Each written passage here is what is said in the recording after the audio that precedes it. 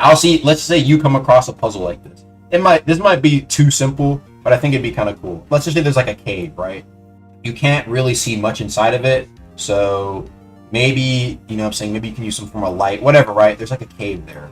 And you and your party, there's like 5 of you guys here, right? 5 of you guys here, you're like, okay, a cave. Now you go in the cave, you look around, and it just looks like an empty cave.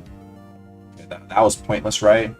Maybe there's like a crazed hobo, a humanoid NPC that's actually like a little bit unique. He has mantras that you don't have access to. Like, what mantras is he using?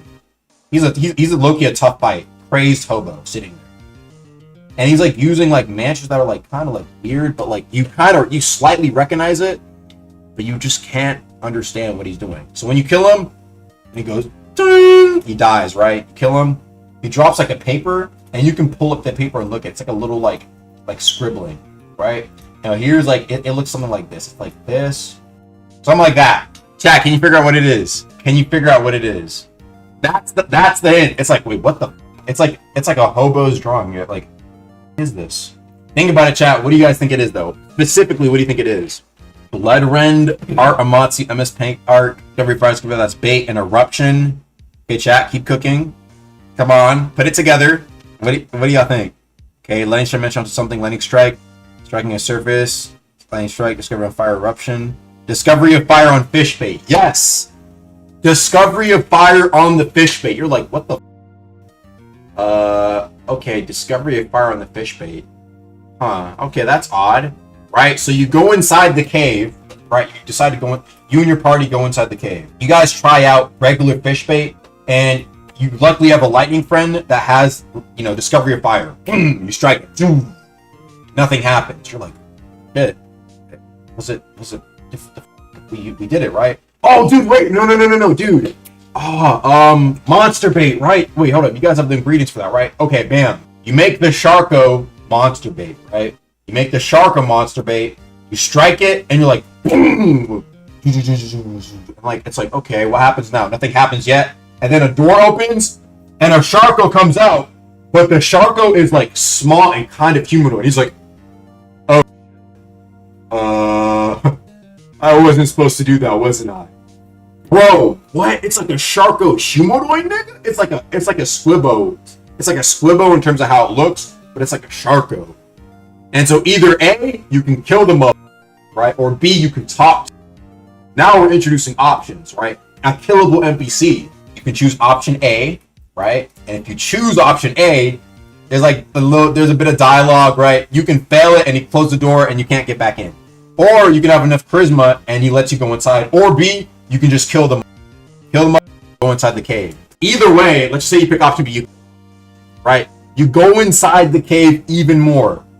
And it turns out, bro, it's like a big ass, it's a dungeon, right?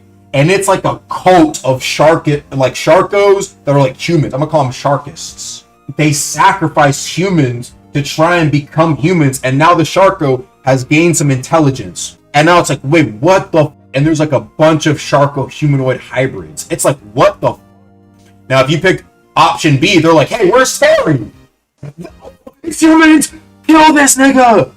Man, you automatically get jumped by like the strongest of the Sharko humanoids. And there's like some new variants. There's some new variants too. There's like a light blue shark. You're like, what the f is that one? It's like a light blue Sharko humanoid. And you get jumped, it's tough. You're getting jumped. You're getting flooded. And then on top of that, if you go with ending B, right, the idea is you're going through the cave, you're killing all of the Sharko hybrid humanoid cultists or whatever, right? And eventually you find like the Sharko king, dude. You know what I'm saying? It's like, it's actually like a Giga Chad Sharko. Like, it's a humanoid, but it's like big and buff, and it's black. Like the Alpha Shark. Oh, it's the Alpha Sharko. It's like the black one. And it's like, and it has like a giant club. And it's like, oh, shit, this is the boss, okay? This is the boss. And maybe he's on like a tree. He's like, how dare you? He's like, whoa, this nigga can talk? He starts attacking you, okay? You guys get the point, right? That's option B. But if you pick option A, right? If you pick option A and you have to get the right dialogue, or you have someone with good charisma, or you have an item that like maybe you can find another island, right? Instead of killing all the you can actually go up to the Sharko King and talk to him. Be like, oh, so you're Terry's friends, huh? All right, what brings you here? We don't really see humans in these parts that much. It's like, yo, dude, like, how the f did you guys become Sharko hybrids? Well, actually, we have our friend Barry over here. He actually has the technology, and we've just been studying the god of X, Y, and Z. Maybe some, like, layer 37 god that they heard of. And now, found out how to become humans, right? Now, guess what, chat? If you have enough charisma, right, and you know, pick the right options or whatever, right? What you can do is, you can turn your character into a hybrid Sharko race, dude. An obtainable race that isn't done from just farming, but by having the right dialogue options or the right amount of charisma or the right items in order to get the right dialogue. It's like, oh shit. So you can either kill the to get like the loot from the Sharko King, or you can go with option A and become a race, like a hybrid race, but you have to pick one. Now there's actual consequences to your action. So not only have we introduced exploring through trying to figure out a puzzle, right? But we also introduced a unique dungeon with a unique boss, but you can entirely circumvent that boss by getting the right dialogue options. Either A, by having enough charisma, you have a party member with 100 charisma. B, you have like a note or something like that that showcase that you're actually kind of friendly, because why would they trust you, right? Maybe you're actually kind of friendly and Terry lets you in. Y'all see what I'm saying? And that is all because, and guess what? The thing is, right? The crazy part is that because this is all on a random island. This is just one of all the other sorts of experiences you could discover, but not every run are you going to run into that. Does that make sense? Sometimes, like, that's the point, right? The entire point is that you're not going to experience everything on every single run. My problem with layer 2, floor 1, and floor 2, if you run it, if you're a new player and you get boosted or you run it one time with a good player, you've experienced damn near everything. What have you missed? What have you missed? You probably see a bone. You see a bone keeper. You see the carbuncles. You see the bounders, and you see chaser. When you go to floor 2, you see everything as well in one go, unless you somewhat miss it.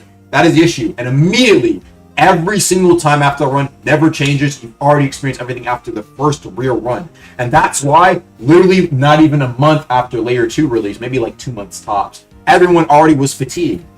But with an update like this, because you can't experience everything immediately on first playthrough, what, in my opinion, Deepwoken could greatly excel at. And they've showcased examples of people clearly being excited for stuff like that. The biggest example here, chat, being that, chat, look how many, look at me and my squad and 750 to 800 people in chat. Literally just watch me sail to Voidheart, what is close to an hour and a half. And so, in my opinion, I think that is how, in my opinion, they introduce real replayability, and why I think an update like Void Sea Expeditions, if they pull it off right, I think it should, in my opinion, Void Sea Expeditions should be an update that takes as long as Conquest took right now. But if they work at it efficiently, in my opinion, and they truly have the motivation to do it, I feel like it could be even sooner, because I feel like there's so much cool ideas that they could do. If y'all enjoyed the video, make sure to go click on these other videos, man. And I'll see you guys later. Peace.